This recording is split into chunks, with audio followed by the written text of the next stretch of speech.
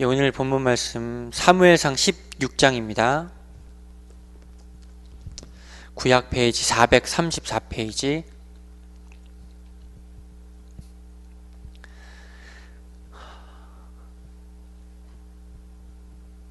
사무엘상 16장 1절부터 13절까지 우리 한 절씩 교독하겠습니다. 사무엘상 16장 1절부터 13절까지 우리 한 절씩 교독하겠습니다.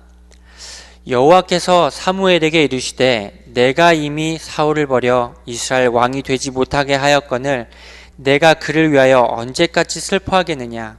너는 뿔에 기름을 채워 가지고 가라. 내가 너를 베들레헴 사람 이새에게로 보내리니 이는 내가 그의 아들 중에서 한 왕을 보았느니라 하시는지라. 사무엘이 이르되 내가 어찌 갈 수 있으리까. 사울이면 나를 죽이리이다 하니 여호와께서 이르시되 너는 암송아지를 끌고 가서 말하기를 내가 여호와께 제사를 드리러 왔다 하고 이새를 제사에 청하라. 내가 내게 행할 일을 가르치리니 내가 내게 알게 하는 자에게 나를 위하여 기름을 부을지니라. 사무엘이 여호와의 말씀대로 행하여 베들레헴에 이름에 성읍 장로들이 떨며 그를 영접하여 이르되 평강을 위하여 오시나이까. 이르되 평강을 위함이니라. 내가 여호와께 제사하러 왔으니 스스로 성결하게 하고 와서 나와 함께 제사하자 하고 이새와 그의 아들들을 성결하게 하고 제사에 청하니라. 그들이 오매 사무엘이 엘리압을 보고 마음에 이르기를 여호와의 기름 부으실 자가 과연 주님 앞에 있도다 하였더니 여호와께서 사무엘에게 이르시되 그의 용모와 키를 보지 말라. 내가 이미 그를 버렸노라. 내가 보는 것은 사람과 같지 아니하니 사람은 외모를 보거니와 나 여호와는 중심을 보느니라 하시더라. 이새가 아비나답을 불러 사무엘 앞을 지나가게 하매 사무엘이 이르되 이도 여호와께서 택하지 아니하셨느니라 하니 이새가 산마로 지나게 하매 사무엘이 이르되 이도 여호와께서 택하지 아니하셨느니라 하니라. 이새가 그의 아들 7을 다 사무엘 앞으로 지나가게 하나 사무엘이 이새에게 이르되 여호와께서 이들을 택하지 아니하셨느니라 하고 또 사무엘이 이새에게 이르되 내 아들들이 다 여기 있느냐. 이새가 이르되 아직 막내가 남았는데 그는 양을 지키나이다. 사무엘이 이새에게 이르되 사람을 보내어 그를 데려오라. 그가 여기 오기까지는 우리가 식사 자리에 앉지 아니하겠노라. 이에 사람을 보내어 그를 데려오매 그의 빛이 붉고 눈이 빼어나고 얼굴이 아름답더라. 여호와께서 이르시되 이가니 일어나 기름을 부으라 하시는지라. 같이 읽겠습니다. 사무엘이 기름 뿔병을 가져다가 그의 형제 중에서 그에게 부었더니 이날 이후로 다윗이 여호와의 영에게 크게 감동되니라. 사무엘이 떠나서 라마로 가니라. 아멘. 하나님, 오늘도 우리에게 말씀으로 은혜를 허락하여 주옵소서. 이 시간 하나님의 은혜 때문에 이 자리에 모여서 말씀을 들어 나왔습니다. 이 시간 우리의 헐벗고 가난하고 굶주린 우리의 심령이 값없이 먹고 마시며 풍족한 은혜를 채워나가는 시간 될 수 있도록 성령 하나님 이 시간을 주장하여 주시고 충만하게 역사하여 주옵소서. 오늘 말씀 사무엘 통해서 다윗이 하나님 앞에 기름을 부으는 장면입니다. 우리의 삶도 우리는 연약하지만 하나님의 은혜를 사모하며 날마다 나아가는 우리의 삶 속에 다윗과 같이 하나님의 은혜가 성령의 역사하심이 기름 부음과 같이 우리 가운데 충만하게 넘치는 은혜로 하나님께서 우리 삶 속에 역사해 주시고 함께하여 주옵소서.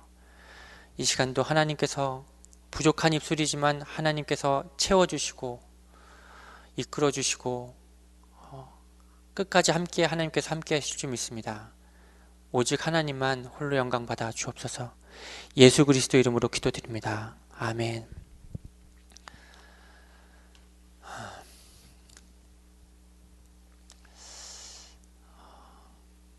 사무엘서 중에서 가장 중요한 성경장을 이제 우리가 보통 생각하게 되면 저는 딱 하나 생각나는 장이 16장밖에 생각이 안 나더라고요. 다른 장들도 많이 있지만 아무래도 다윗이 하나님 앞에 세움받고 그 이후에도 이 16장 17장 이 두 장을 통해서 하나님께서 다윗을 어떻게 세우시고 또 하나님께서 그를 하나님의 이 영광과 은혜와 역사심을 드러내는 도구로 사용하시는 장이 16장, 17장인 것 같고요. 그 이후로도 다윗의 삶이 이 쭉 이제 사무엘 끝날 때까지 나올 텐데 참 그의 삶을 통해서 하나님께서 우리에게 말씀하시는 것이 참 많은 것 같습니다. 목동에서 또 왕으로서 또 왕의 자리에서 한동안은 쫓김당하는 신세까지도 또 가게 되고 왕이 되기 전에는 이미 또 죽음을 피해 다니는 인생을 한 10년 가까이 또 그 과정을 가게 되고 왕이 된 이후에도 그의 삶 속에 하나님께서 이 노년을 어떻게 하나님께서 또 이끌어 가시는 그 삶을 보면서 믿음의 사람들의 인생 속에 또 하나님의 은혜를 받아가는 사람들의 인생 속에는 이 고난이 정말 없을 수가 없을 뿐만 아니라 은혜가 되어지기 위해서는 이 과정이 고난이 역경이 하나님이 허용하시는 정말 복된 과정이구나. 우리는 하나님께 은혜 받으면 무언가 다 잘 되고 안 되던 문제가 좀 해결이 되고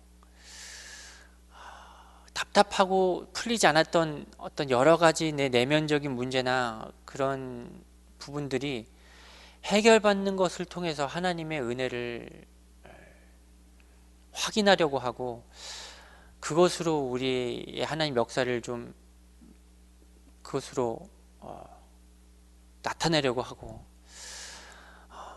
근데 십자가의 과정에 이 은혜를 가는 과정에서 보니까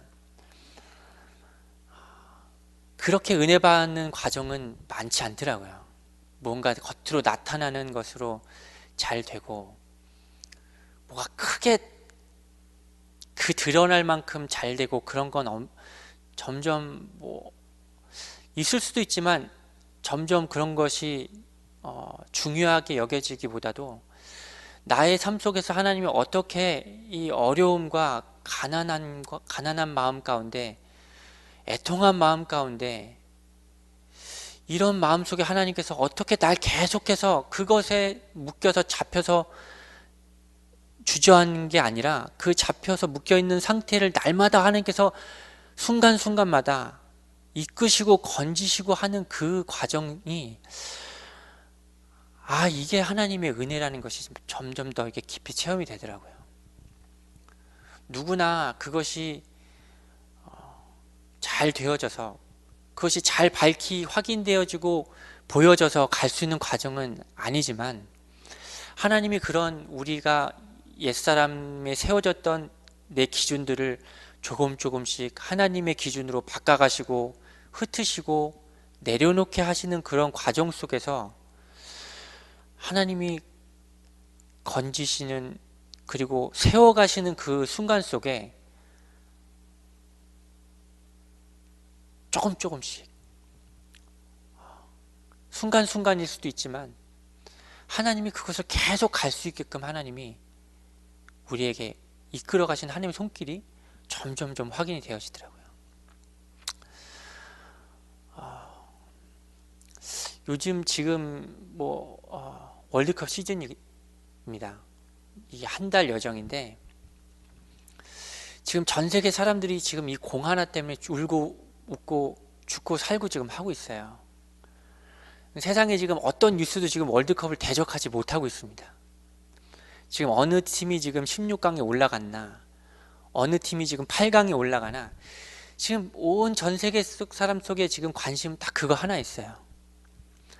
이 미국도 원래는 이 축구가 별로 인기 있는 종목이 아니었어요. 그래서 한 8년 전까지만 해도 미국에서는 특별하게 방송에서 월드컵을 크게 대서특필하고 이렇게 방송하지 않았거든요. 왜냐면 인기가 없으니까 돈도 안 되고, 뭐 보는 사람도 없으니까 사람들이 이제 월드컵 이런 거 관심, 미국 사람들 특별히 더 관심 갖지 않았는데, 근데 지난 월드컵부터 해서 이제 이번 월드컵까지 해서 미국도 지금 이 축구에 대해서 많은 지금 관심과 투자를 하고 있더라고요. 그래서 미국 안에 있는 축구팀들도 유럽에 있는 축구 명문팀에서 뛰던 이제 축구 선수들을 이제 영입을 하더라고요. 죄송합니다. 제가 여자분들이 제일 싫어하는 얘기가 두 개 있는데, 하나가 군대 이야기고 축구 이야기고, 그리고 제일 세 번째가 군대에서 축구한 얘기인데, 이 얘기를 왜 제가 이 얘기를 꺼내냐면, 저도 축구를 굉장히 좋아하거든요. 뭐 운동은, 남자라면 축구 안 좋아하는 사람이 없습니다. 대한민국 남자 중에 축구 안 좋아하는 사람이 없는데, 지금은 대한민국, 한국도 남녀노소 할 것 없이 지금 다 축구 다 좋아해요. 스포츠라는 게 뭐 다른 뭐 스포츠 경기를 보시면 아시겠지만 이게 각본 없는 드라마거든요. 이게 늘 이게 뭔가 형식에 맞춰서 짜여져 있는 걸로 가면은 이게 금방 지루할 텐데, 미국 사람들이 야구, 풋볼, 아이스하키, 농구 이거 왜 좋아하겠습니까? 이게 각본이 없거든요. 언제 어떻게 무슨 일이 터져서 일어날지 모르는 이 각본 없는, 이 알 수 없는 이 드라마다 보니까 이것에 완전히 이 사람들이 묶여 살거든요. 한국도 그렇게 됐어요. 보니까 2002년 월드컵 이후로 이 공 하나 때문에 지금 사람의 인생이 죽고 살고 하는 과정, 이것 때문에 사람이 올라서고 무너지고, 잘하면 칭찬받고 칭송받고 올림받지만, 이거 하나 못했다가는 그대로 바닥치고 인생의 종지부를 찍게 되는 이게 지금 이 공 하나에 사람이 인생이 이렇게 왔다 갔다 하는 가운데 있습니다. 이 공 하나가 뭐길래, 이 공 하나 때문에 기사에도 한번 났어요. 중국에 한국이랑 독일전 도박을 좋아하는 중국 사람들이, 당연히 독일이 이길 줄 알고 많은 사람들이 스포츠 도박하는 데다가 독일이 이길 거라고 생각해서 왕창 돈을 걸었다가, 정말 하나님이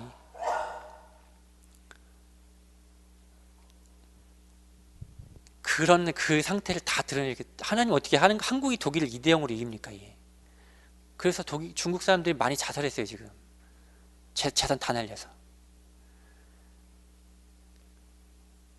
제가 이 얘기를 드리는 이유는,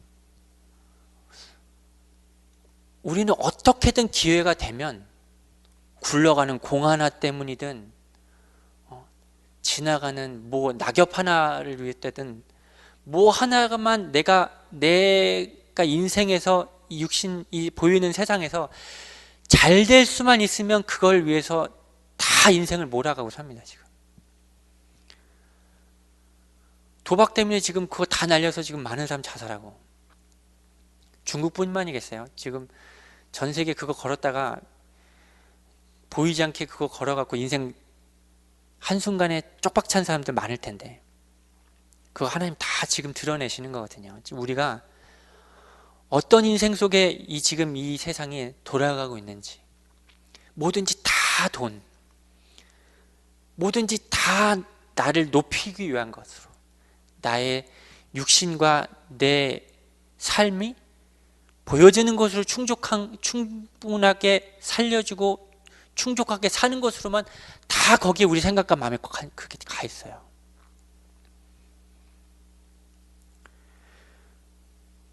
예전에는 이 월드컵 때문에 축구 선수 한 명이 실수 한 번 했다가 자기 나라 가서 총 맞아서 죽었습니다. 왜? 어떻게 그런 멍청한 짓을 해서 실수를 하냐고. 우리나라도 그랬어요. 수비수 한 명 2게임 했다가 왕창 잘못해갖고 그 선수뿐만이 아니라 이제는 보니까 선수의 가족까지도 막 욕을 하더라고요. 이제 이게 지금 이 공 하나 때문에 인생이 이렇게 죽고 사는 문제 가고 있어요. 이게 은혜 없이 살면 죽고 사는 이 과정에 이 은혜, 십자가의 이 죽고 부활하는 과정이 없는 이 불신자들이 이렇게 이것 때문에 이렇게 하면 이거 도대체 어떻게 살겠어요? 믿는 사람들도 지금 그게 쉽지 않은데.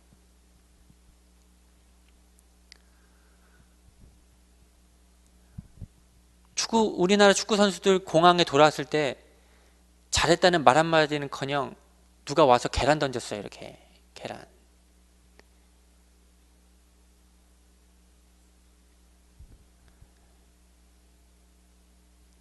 왜? 내가 원하는 대로 그들이 못하고 내 생각과 내 방법 난 이렇게 니네 왜 이렇게 못했거든요. 왜 그렇게 못하냐 막 다 정죄 판단하고 결국엔 그 정죄 판단이 그 사람들 한두 명을 공항까지 입고해서 계란까지 던지게 만드는 과정까지 갔거든요. 지금 그게 더 세졌거든요. 제가 2002년 월드컵부터도 쭉 이렇게 월드컵 보니까 한국 축구 선수들 대하는 게 보니까 기준은 점점 높아져 갖고 2002년 월드컵 4강까지 갔잖아요. 이제는 웬만한 실력에서 못하면 이제는 욕만 먹는 것밖에 없는 거예요. 잘해도 본전. 더 잘해야 그나마 조금 인정받고. 무언가 이렇게 세워진 것을 하나님이 흩으시는데도 그걸 흩으시는 걸로 보는 게 아니라 있는 그대로의 상태를 봐야 되는데 그거는 보긴커녕 왜 못하냐, 왜 이렇게 안 하냐, 그거에 대한 선악의 눈만 점점점 밝아지고 있는 거예요. 오늘 본문도 보면 사무엘 같은 경우도 하나님께서 사울을 버리셨거든요. 사무엘아, 너 지금 왜 내가 지금 버리고 떠난 사울에 대해서 아직까지도 지금 슬퍼하고 있느냐? 그만 그 눈물을 그치고 내가 세운 왕을 위해서 기름을 부어라. 사무엘이 왜 그렇게 눈물을 흘렸을까요? 왜 사무엘이 사울과 평생 동안 그 두 사람이 얼굴도 보지 않는 그 관계 속에서 왜 사무엘이 그 눈물을 흘렸겠냐고요.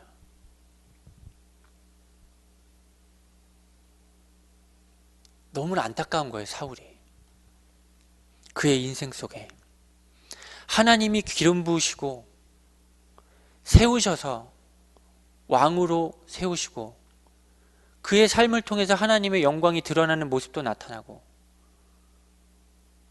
그런 믿음의 사람이었던 사울이 지금 하나님께 버림받은 거에 대해서 사무엘은 지금 애통한 마음을 가지고 눈물을 흘리고 있는 거예요. 도리어 돌아와야 되는데 하나님이 그렇게 지금 사울의 인생 속에서 2번이나 책망하시고 버리겠다고 말씀하시는 그 가운데 사울이 그 하나님 앞에 온전하게 회개하고 내려놓고 가야 되는데 그러지 못하고 있는 지금 이 사울의 모습을 보면서 사무엘은 지금 아직까지도 미련을 못 버리고 애통하고 있는 거예요. 인간적인 마음도 있겠죠. 자기가 가서 기름 붓고 왕으로 세우고 그의 마음 가운데 사울을 향한 각별한 애정과 사랑이 있었던 만큼 하나님께 버림받은 사울을 해서 눈물 흘리면서 그 가운데 하나님께 온전하게 돌아오기 원하는 사무의 마음이 있었겠죠. 못 내려놓는 겁니다. 왕의 자리에서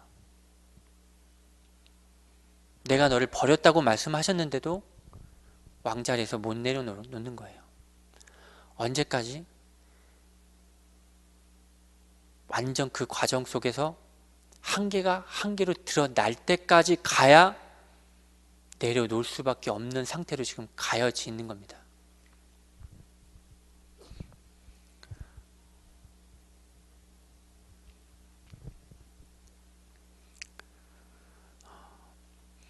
베들레헴과 라마 요 거리는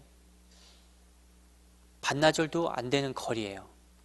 그리고 그 반나절도 안 되는 그 사이에 사울이 살고 있었습니다.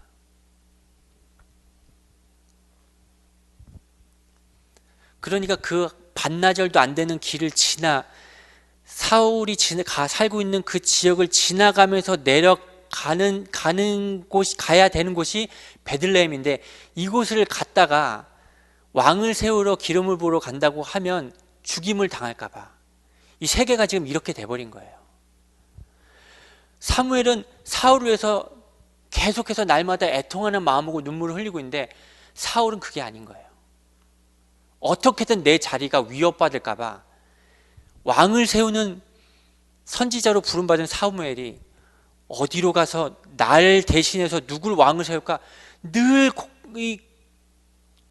이 마음과 생각이 곤두서서 사무엘이 어딜 가는지만 늘 보고 있는 거예요. 자칫 뭔가 나를 위협하고 내 자리를 무너뜨리는 과정에 뭔가를 하게 되면 죽이려고.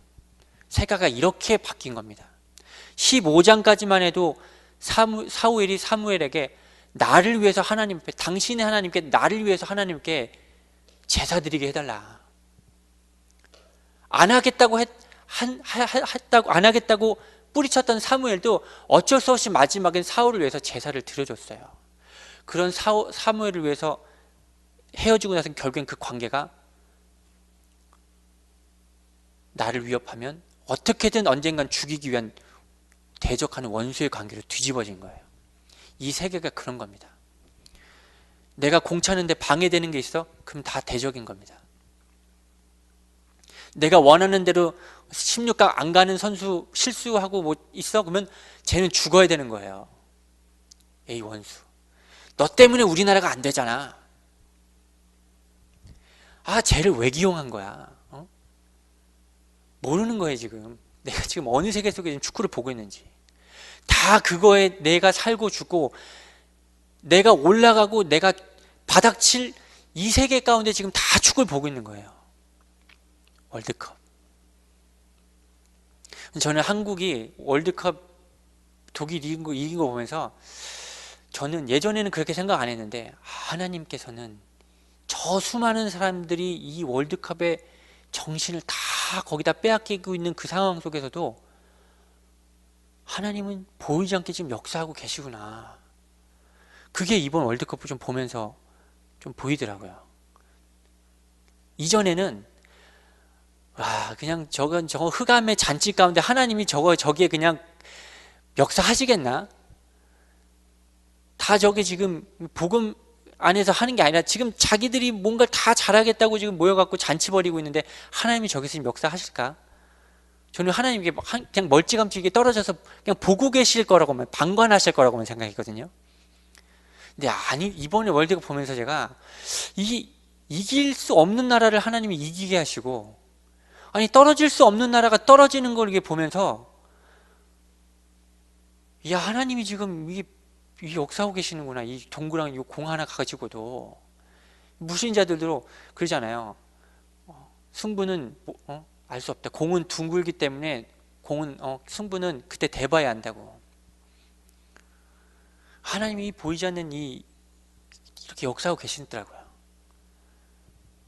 한국이 이김으로써 멕시코가 16강 올라갔거든요. 그래서 제가 보면서 그러니까 중남미 하나님의 멕시코 하나님의 이 복음의 계획이 있나 보다. 저 나라 참 쉽지 않고 위험한 나라인데 그나마 저 멕시코에서 지금 선교하고 계시는 한국 선교사님들이나 이런 분들이 조금이나마 선교하시는데 하나님께서 좀 도와주시려고 하나 보다. 제 수준에는 일단 이렇게는 보이더라고요.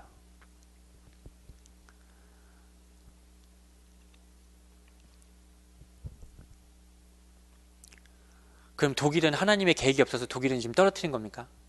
그거 아니거든요. 그 떨어짐을 통해서 독일이란 나라의 하나님께서 또 하시고자 하시는 구원의 역사가 있는 거거든요. 독일도 자기들의 밑모습 다 드러났습니다. 지금 유럽 사람들 아주 정숙하고 이렇게 할 것 같죠. 그 나라도 지금 독일 떨어지니까 나라가 개판됐어요. 지나가는 멕시코 사람들 막 응원하는 사람들 막 싸움 붙고, 사람은 다 똑같아요. 내가 잘 되면, 되던 놈이 늘 잘 되면 뭐 그런 건데, 되던 놈이 안 되니까 그만큼 세원 받았는데, 작년 월드, 지난 월드컵 우승팀이었어요, 독일이.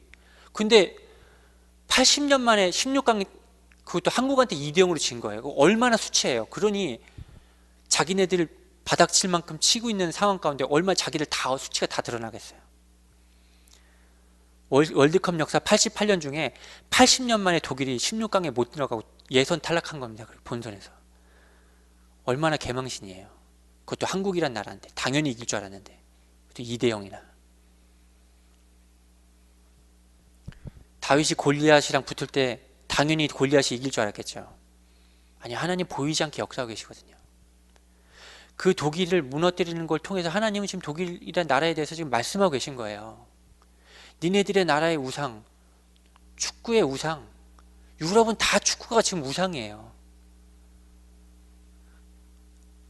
그것 때문에 지금 뉴스가, 축구라는 게 없으면 뉴스가 되지 않을 만큼 이 유럽이란 나라엔 이 축구가 다 우상이에요. 지금 깨버린 거거든요. 지금 하나씩 니네 수준으로 지금 사는 게 아니라는 거 지금 깨고 있는 거예요.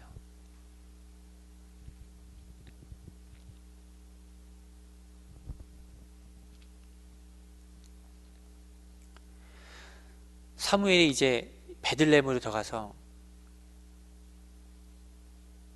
왕을 세우기 위해서 기름 부으러 가서 이제 갔는데, 4절에 지금 장로들이 어떻게 사무엘을 맞이하냐면, 베들레헴의 이름의 성읍 장로들이 떨며 그를 영접하이르되 평강을 위하여 오시나이까 그랬거든요. 그 장로들이 떨었어요. 왜? 사무엘이 가는 곳마다 지금 하나님의 역사가 드러나거든요. 하나님의 말씀이 그곳에 빛이 비춰지고 선포되는 자리 가운데 하나님의 말씀을 통해서 은혜 받고 기뻐해야 될 그들이 지금 어떻게 하면 두려워 떨며 지금 사무엘에게 평강을 왜 오시나이까 그랬거든요. 그 말의 의미는 반대로 얘기하면, 평강을 위해서 오신 게 아니면 어떡하지? 이 마음 가운데 지금 덜덜덜 떨면서 지금 사무엘을 맞이한 거예요. 이때 당시에 이 이스라엘 백성들의 영적인 상태가 지금 보이시죠? 하나님의 말씀을 전하는 사람이 왔는데 두려워 떨며 장로들이 평강을 위하여 오시나이까.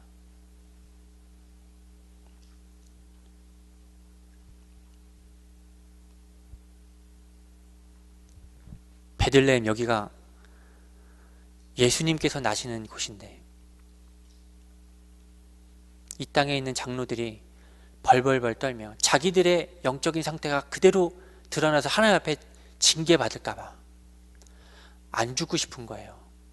우리의 영적인 상태가 은혜 없으면 어쩔 수 없이 안 죽고 싶어 할 수밖에 없는 걸로 가는 거예요.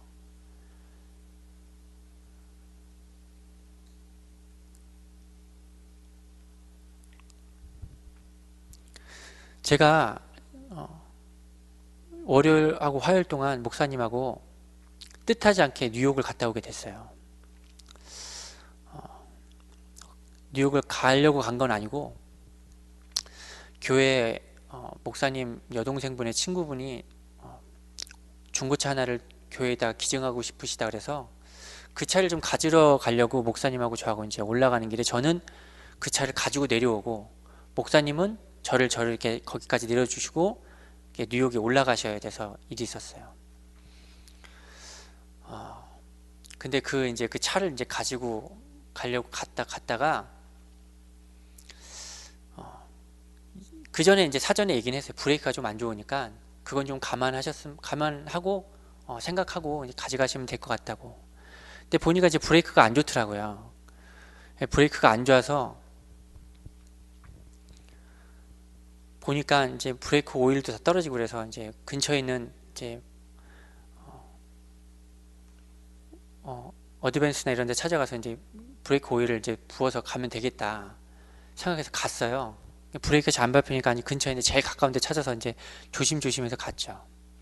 갔는데 브레이크 오일을 부어놓고 이제 시동을 켜고 이제 브레이크를 밟으면서 이제 오일이 이렇게 들어가게끔 이제 하고 있는데 브레이크 오일이 보니까 새고 있는 거예요. 이게 오일이 없어서가 아니라 오일이 이 브레이크에 가야 되는 그 호수가 중간에 새고 있어서 오일이 다 빠지고 있던 거예요. 그러니까 굉장히 생각했지 못했던 거였어요. 근데 하나님이 그걸 좀 발견하게 하셨거든요. 제 마음 가운데 그 차를 보면서 그 차를 이제 고치러 이제 가야 된다고 목사님 얘기하셔서 그것만 고치면 된다고 생각해서 근데 그 차를 이제 가져가려고 후진을 딱 하는데 브레이크 안 밟혀서 그대로 뒤로 쭉 나가는 바람에 뒤에 이렇게 화단같이 되어져 있는데 그대로 차가 그대로 섰어요. 제가 그 순간 무슨 생각 들었게요? 안 죽고 싶어서 죽으면 안 되잖아요. 죽고 싶지 않더라고요. 무서움이 딱 오더라고요, 제 안에. 그러니까 우리 상태가 딱 이거예요. 안 죽고 싶은 게 우리 마음 본능이라니까요. 이대로 죽어도 하나님 은혜 가운데 죽으면 괜찮은데 아니에요. 우리는 내가 어디까지는 살 때까지는 살고 가더라도 죽으면 안 되는 거예요. 근데 하나님 은혜로 그걸 발견하게 하셨기 때문에 만약에 그 차 갖고 그냥 갔으면 저 그냥 죽었을 뻔했어요. 그래서 제가 와이프한테 텍스트로 뭐라 그러냐면 여보 당신 복권 당첨될 뻔했는데 생명보험 같은 그런 거 보험금 탈 수 있었는데 못 받게 됐네요. 뭐 그런 얘기를 했어요. 했더니 답장을 보내더라고요. 여보 내가 아직 그 돈을 감당하기 아직 준비가 안 돼서 하나님께서 좀 뒤로 밀었나 보다. 그런 얘기를 하더라고요. 그리고 와서 그 차를 이제 가져갈 수가 없으니까 목사님하고 같이 뉴욕을 같이 갔어요. 그래서 목사님 이제 아버님 댁에서 같이 잤는데 제가 그날 밤에 이제 누워 있는데 잠이 안 오는 거예요. 그 생각에 잡혀서. 그 일순간이지만 그 아찔했던 그 순간이 나에게 사망의 올무가 돼버린 거예요. 하나님이 구원하셔서 도와주셔서 그걸 발견하게 하셔갖고 다행히 큰일은 당하지는 않았지만 저에겐 그 순간이 저에게 딱 고개 잡혀버린 거예요. 잠자리도 밖에서 잠도 안 오는 거 있지만 그 생각 때문에 한 1시간에 잠을 못 자고 계속 그 생각에 이리 뒤척이고 저리 뒤척이고 잠이 안 오더라고요. 하나님이 구원하신 것보다 내가 하마터면 큰일 날 뻔했다는 그 생각에 더 그게 나에겐 크게 잡히니까 내가 그 순간 거기 안에서 헤어나오지 못하더라고요. 그게 제 영적인 상태더라고요. 똑같이 하나님의 말씀이 빛이 딱 비춰지면 어떻게든 우리의 옛사람은 죽지 않으려고 날 계속해서 사망의 가운데 묶어두고 드러나면 내 옛사람이 드러나는 만큼 죽어져야 되는데 안 죽기 원하는 내 옛사람, 체질 다 드러나져야 되는데 그걸 보면서 제가 하나님 앞에 이렇게 내 상태를 하나님 앞에 이렇게 객관적으로 이렇게 하나님 앞에 기도하면서 이전에 있었던 제가 그런 비슷한 경우에 있었던 것까지 다 맞물려서 막 그 고리에 물게 되는 제 그런 것들 다 하나님 앞에 보이게 하시면서 없어진 줄 알았는데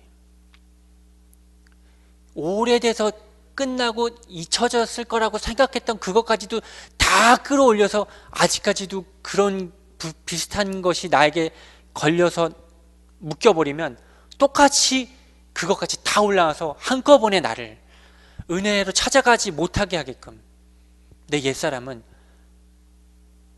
그것이 다 그 은혜로만 찾아가지 못하게끔 잡혀서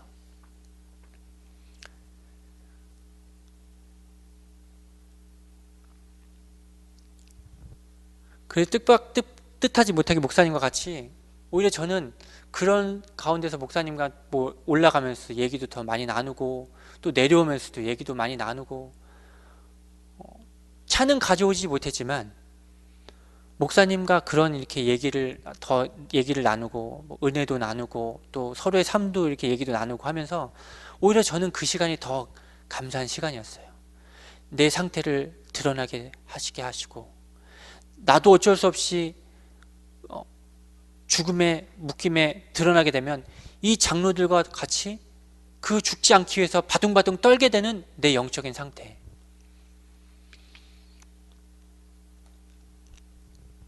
그래서 말씀 들을 땐 처음에는 은혜가 은혜로 오기가 쉽지가 않더라고요. 저도 제가 이번에 캐나다까지 하나님이, 제가 원하지 않았는데 하나님께서 거기까지 가게도 하셨는데, 그렇게까지 말씀을 듣지 않으면 안 되는 만큼의 제 영적인 이 무지함과 무감각함과 이 문둥병자 같은 제 영적인 상태를 하나님께서 보게 하시기 위해서 이렇게까지 하지 않으면 제가 은혜 받기 너무 어려운 자라는 걸 하나님이 좀 보게 하시기 위해서 그렇게까지 하나님이 보내시더라고요.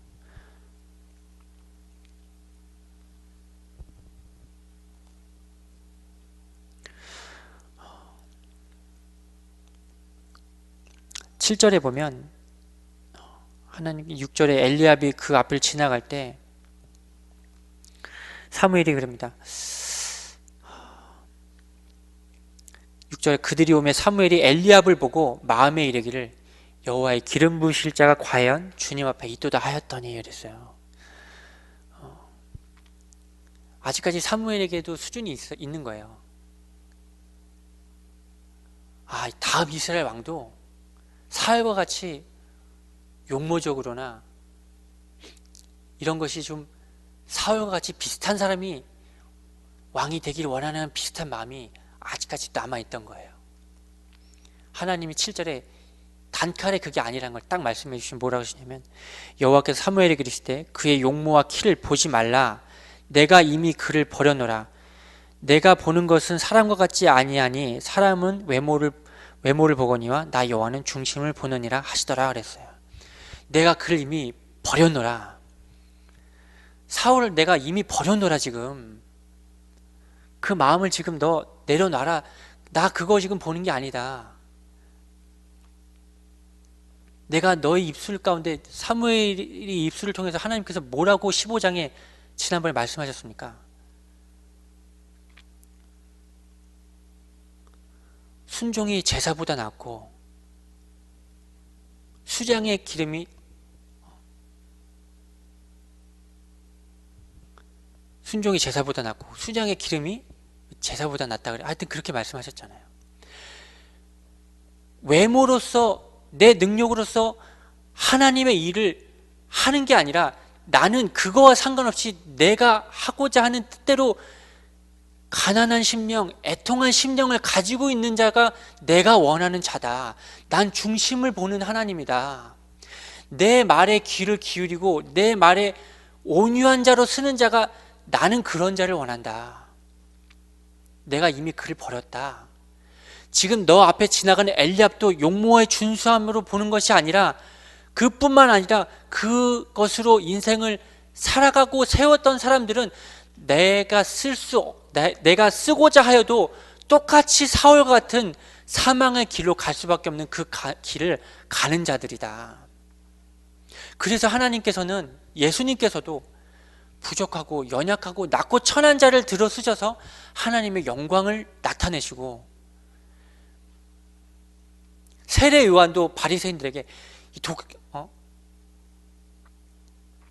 독사의 자식들아, 너희들이 없어도 하나님은 돌들을 통해서도 하나님께 영광 드리고 하나님 백성 삼으실 수 있다.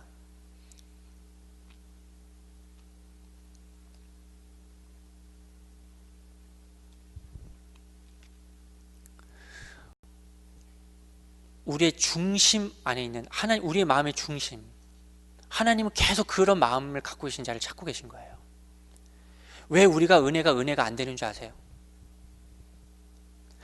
똑같이 말씀을 듣는데 어떤 자에게는 말씀의 빛이 우리 가운데 임해서 우리 가운데 하나님의 은혜가 풍성하게 새로워지고 살려지고 은혜 받는 사람이 있는가 반면에, 어떤 사람은 똑같이 앉아서 말씀을 듣는데도 그 말씀이 그대로 튕겨나가서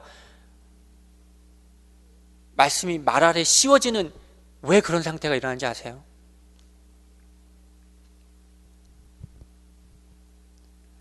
가난하게 되어주고 애통하게 되어주고 온유하게 되어질 수 있는 상태가 그만큼 내가 세우고 살려왔던 만큼 다 가려져 버렸기 때문에 그런 거거든요.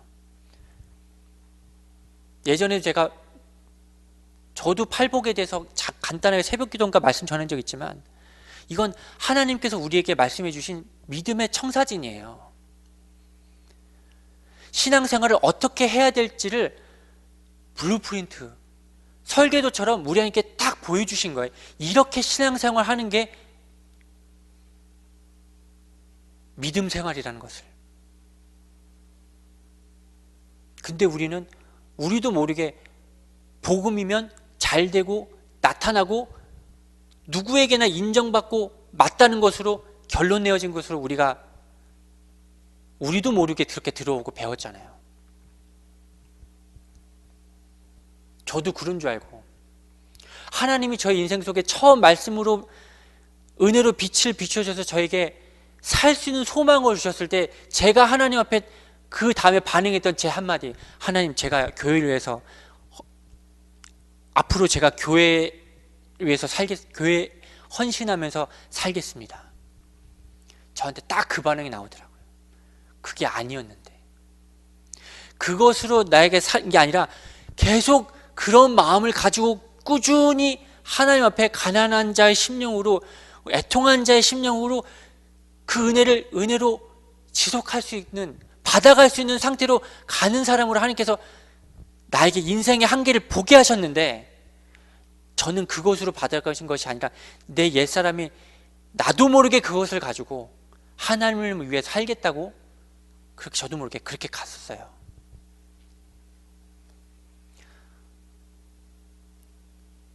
만약에 이 용모와 키가 준수한 사람들이 하나님 앞에 쓴다면, 왕의 자리에 섰다면, 시작은 하나님께서 기름 부으심으로 그들을 세웠겠지만 우리의 인생 속에 어쩔 수 없이 복음이 아닌 부분으로 살아왔던 만큼은 결국엔 그것을 가지고 다 내 은혜 받았던 것을 계속해서 가로막고 하나님의 은혜를 계속 대적하는 것으로 쓰임받게 하게 되거든요. 그것이 다 한계로서 흩어짐으로써 은혜로 그 부분까지 계속 말씀으로 바뀌어지지 않는 만큼은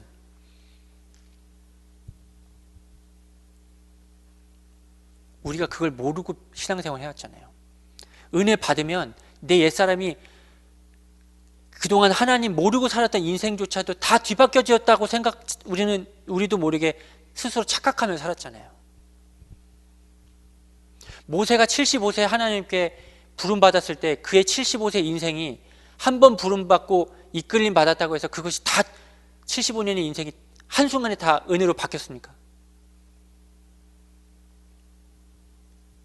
그 75년의 인생이 온전히 다 하나님 앞에 작은 다 무너지고 밟혀지고 가루가 되어져야지,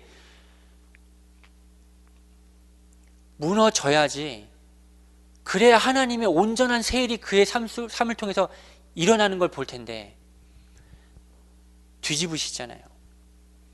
그의 인생 속에서 하나님의 믿음의 조상이라고 불릴 수 있을 만한 행위를 한 게 뭐가 있습니까? 저도 착각했어요. 저는 그렇게 하나님의 은혜로 부르셔서 내 삶을 주장해 주시고 함께 하시겠다고 은혜 주신 걸 통해서 난 이렇게 하게, 그래서 그냥 앞뒤 안 들어보고 가면 되는 건 줄 알았어요.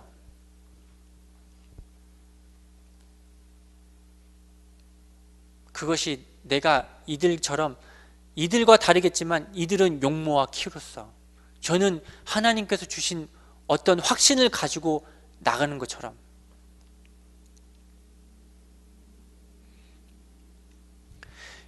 이 본문을 보니까 다윗이 8째인데 그 어린 나이에도 불구하고 양을 치는 자였습니다. 다윗이 어떻게 태어났는지도 얘기 나오지 않아요. 양을 치는 사람이라고만 이렇게 다윗이 처음 이렇게 여기 나옵니다. 다윗도 예수 그리스도의 그림자예요. 예수님께서 우리를 기르시는 목자로서 내가 양의 문이다. 나로 들어가고 나오지 않고서는 꼴을 얻고 구원을 받고 꼴을 얻을 수가 없다. 들어가며 나며 꼴을 얻고. 이 다윗이 양을 치는 일이 쉬운 일이 아닌데 나이가 많아봐야 티네이저, 레이티네이시나 됐다고 말할 수 있을까요? 군대에도 못 갈 정도의 나이였다면 적어도 16, 18 이하거나 그 정도 됐겠죠. 성인이 아니었던 거예요. 그 어린 나이의 어린이를 지금 양치는데 보내서 지금 이러고 있는 거예요. 그 이 가정 안에서도 다윗은 막내이면서도 가장 인정받지 못하고 부모에게 가장 눈에 들어오는 자식이 아니었어요. 그런 연약하고 부족한 어린아이를 하나님께서 찾으셨고 예정하시고 부르셔서 그 목동 다윗이 왔을 때 하나님께서 이가 바로 그다.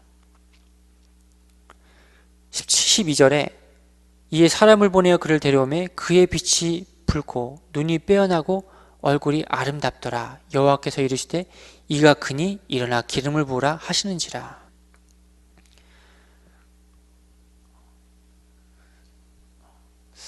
예전에 배울 때는 이제 뭐 다른 목사님들 말씀 들을 때 보면 다윗이 참 잘생긴 사람이다. 용모가 준수하다 이런 얘기를 이렇게 얘기를 들었었어요. 보면 이 구절을 보면서 아마 얘기하셨던 거예요. 근데 저는 그렇게 생각하지 않아요. 하나님은 외모로서 사람을 취하시는 분이 아니신데 근데 왜 여기서는 그의 얼굴이 아름답다고 표현했을까요? 하나님의 은혜를 받으면요, 하나님의 은혜가 충만한 사람은요 그 얼굴을 통해서 하나님의 영광이 나타나기 때문에 아름다움이 보입니다. 은혜가 있는 자에게는 그게 보여요.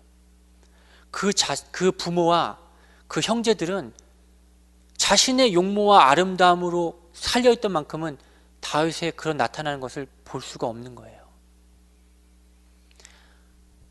그 어린 목동 다윗이 양을 치면서 사울 앞에 고백할 때 내가 사자 입에 물려있던 어린 양을 입을 찢어 건져내고 고맥에서 건져내고 그런 어려운 하나님이 함께 하시지 아니하시면 할 수 없는 그 과정을 그 고백을 하면서 그 어려운 일을 감당할 가운데 다윗의 그 목동의 삶 속에서 하나님께서 보이지 않게 계속 역사하고 계셨거든요.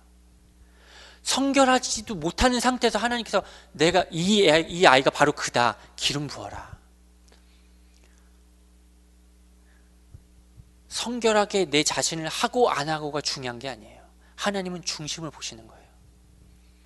내 외모가 내 수준과 내 상태가 어떻든지 간에 하나님은 은혜 받기 원하는 마음의 상태, 가난한 심령, 애통한 심령 가운데 있는 자를 하나님께서는 은혜 주시기 원하시고 그렇다 해서 그렇지 않은 자에게 하나님은 은혜를 가리시는 게 아니라 우리가 스스로 가릴 수밖에 없는 상태이기 때문에 그 은혜를 우리가 받을 수 없었던 거지. 하나님은 지금도 언제나 동일하게 말씀으로서 은혜로서 보이는 것을 통해서 계속 우리에게 은혜를 나타내 주시고 주고 계시거든요. 같이 살고 있는 가족조차도 이걸 보지 못했어요. 다윗의 삶에 하나님께서 어떻게 역사하고 계신지 그건 관심이 없던 거예요.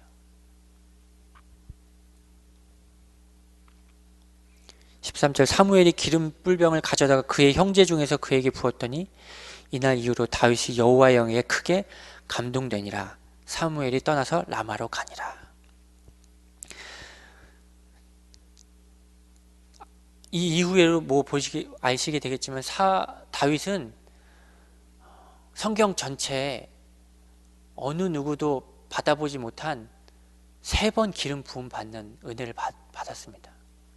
이때 처음 받고, 유다 지파의 왕으로서 세움받을 때 기름을 받고, 그리고 온 이스라엘 지파의 왕으로 세움받을 때 다시 한번 또 기름을 부음을 받고, 은혜를 많이 받은 자예요. 왜? 그의 삶의 이 이후로도 그의 삶이 하나님께 은혜를 받았지만 그 이후의 삶의 역경 속에서도 하나님은 다윗에게 있는 그런 하나님 앞에 설 수 없는 그 불신앙스러울 수밖에 없는 상태, 하나님 앞에 설 수 없는 그 죄의 상태들을 하나님이 하나하나씩 그의 그 삶의 어려운 역경들을 통해서 드러내시고 아픈 그런 것을 드러내시지만 다윗은 그걸 통해서 하나님이 자기를 위해 역사하시고 계시는 것에서 감사하며 즐거워했어요. 시편 23편을 통해서도 우리가 대표적으로 알 수 있고, 지난 새벽 기도에 말씀드렸던 시편 56편을 통해서도 알 수 있고, 시편이 보니까 시편이 그 다윗의 시간적인 그 순서대로 배열돼서 되어 있지 않더라고요. 23편의 시편과 56편의 시편이 시간적으로 틀려요. 근데 56편에서 나중에 뒤로 이렇게 되어져 있는데 시간적으로 봤을 때는 더 이후에 얘기가 나오지만 아니더라고요. 56편, 23편이랑 시간적으로 상이하게 다르더라고요. 그때마다 하나님께서 다윗의 어려움을 통해, 그의 고백을 통해서 자기의 어려움과 하나님 앞에 통회하는 마음을 가지고 내놓지만 그 가운데서 하나님께서 역사하심을 맛보고 하나님이 하실 것을 기대하고 역사하심을 이미 받고 그의 삶이 죽고 사는 것이 던져져서 그것이 중요한 것이 아닌 삶으로 계속해서 하나님께서 이끌어 가시더라고요.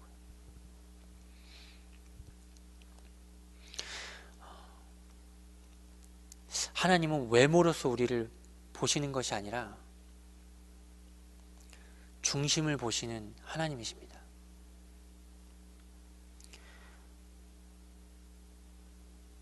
찬양을 부를 때에도 우리가 찬양을 잘 부르고 못 부르고가 중요한 게 아니에요. 그 마음의 중심 속에 어떤 마음을 가지고 지금 하나님 앞에 찬양을 드리는지를 하나님은 그걸 보세요. 전 그래서 그 부분에 있어서 하나님께 참 많은 위로와 은혜를 받았어요. 내가 찬양의 목소리를 잘 내고 안 내고가 아니라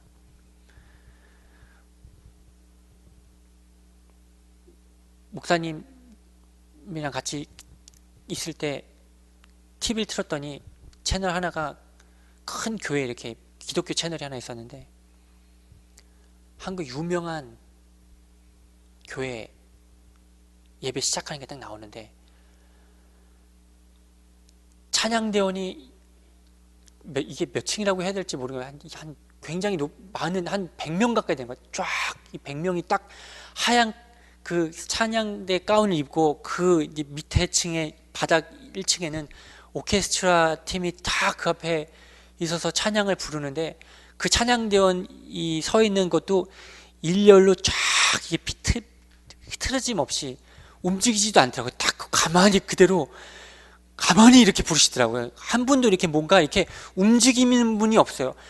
질서정연하게 찬양을 부르는데 제가 그걸 보면서 카메라가 그분들 얼굴을 쫙 한 분씩 이렇게 비춰주는 모습을 쫙 보면서 제가 그 밤에 이렇게 보면서 제가 무슨 생각을 했겠어요.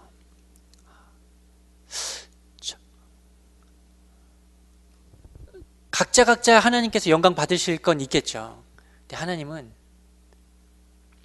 그 저 양을 치면서 아무도 보지 못하는 그 초원 같은 그곳에서 자기의 수금을 타면서 하나님께 온전히 하나님, 그 어린 다윗이 하나님밖에 의지할 사람이 누가 있겠어요. 수금을 치면서 하나님 앞에 찬양하고, 사울이 악신이 걸렸을 때, 하나님 보내신 악신에 잡혔을 때 수금 잘 치는 자를 부르라 했지만 그 데려온 사람은 수금을 잘 치는 사람을 데려온 게 아니라 의로운 믿음 있는 다윗을 데리고 왔습니다. 수금 잘 치는 자를 불러오라 했는데 수금 잘 치는 자를 불러오지 않았다니까요. 다윗을 데려갔다니까요. 이 이후에 이제 나올 겁니다. 악신은 수금을 잘 치고 안 치는 우리의 수준으로 떠나갈 수 있는 게 아니에요. 하나님의 일은 하나님의 일로서만 할 수 있는 거예요.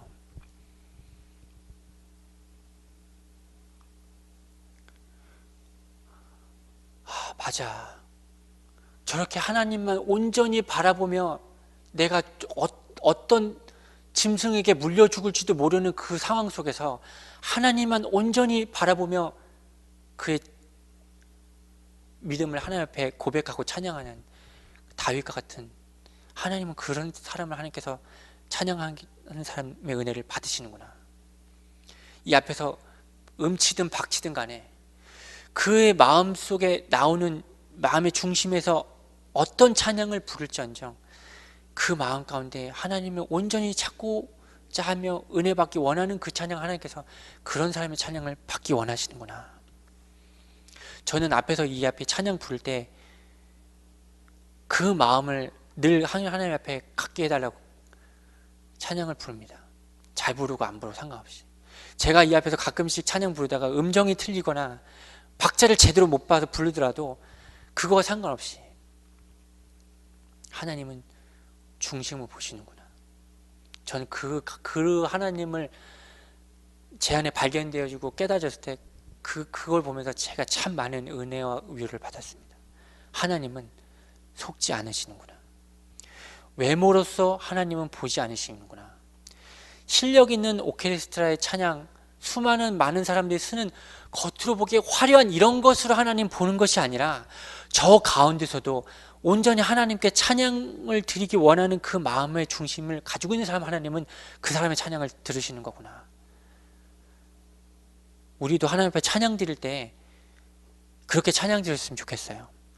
예배 드리기 전에 우리가 10분 15분 찬양 드리지만 전 그때 앞에서 여러분들이 찬양을 어떻게 부르든 안 부르든 저는 좀 내려졌어요.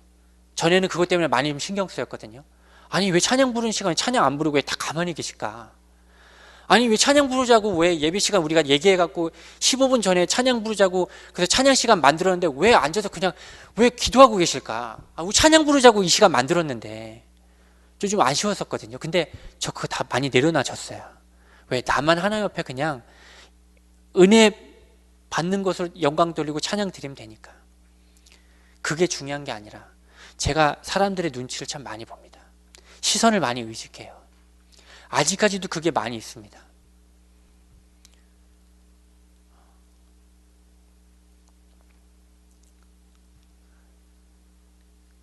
그런 것이 다 하나님 앞에서 내려놓아지고 그게 중요한 것이 아니라 우리의 실력, 능력, 하나님 절대 그걸로 속지 않으십니다. 온전히 하나님만 찾고 갈급해하는 자만 하나님은 응답하시고 귀 기울이시고 찬양을 받으신 줄 믿습니다. 기도하겠습니다.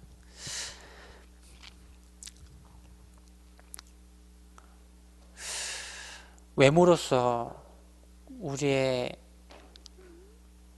배경으로서 하나님께 영광 드리려고 했다면 아마도 우리는 모두 다 세상의 배경을 열심히 쌓아야 되고 세상의 성공을 위해서 달려가는 삶의 인생을 살아야 되는 존재인데 주님께서는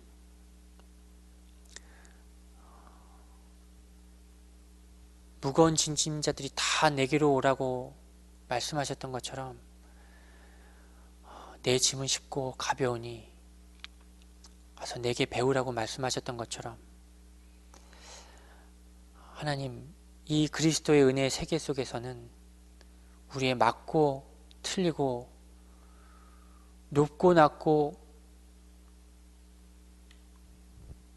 좋고 나쁜 것이 다 상관이 없는 온전히 그리스도 한 분 때문에 우리의 인생이 웃고 울고 행복하고 감사한 것밖에 없음을 하나님 감사드립니다. 우리를 그 믿음의 과정 속으로 불러주시고 인도해 주셔서 지금까지 우리가 맛보지 못했고 깨닫지 못했던 그 믿음의 세계를 성경에서 말씀하고 계셨던 예수님의 그 말씀이 우리의 삶 속에 실상으로 확인되어지고 실제로 이렇게 되어질 수 있다는 것을 하나님 경험케 하심을 감사드립니다. 막연한 것이 아니라 점점 더 확실하게 그리스도를 발견할 수 있게 하심을 감사드립니다. 우리의 외모나 우리의 배경이 중요한 것이 아니라 계속해서 우리의 삶 속에 그리스도만 점점 풍성이 채워지고 닮아져가는 우리의 삶으로 하나님께서 이끌어 주시고 함께해 주옵소서. 다윗의 삶처럼 우리는 연약할지언정 하나님은 계속해서 우리의 중심을 걸러내셔서 온전히 하나님 앞에 정금과 같이 우리의 마음을 그대로 하나님께 드려질 수 있는 자로 불러 모아주신 줄 믿습니다. 그런 삶이 우리 삶 속에서 계속해서 풍성하게 나타나지고 전해질 수 있도록 성령 하나님 역사해 주옵소서. 예수 그리스도의 이름으로 기도드립니다. 아멘.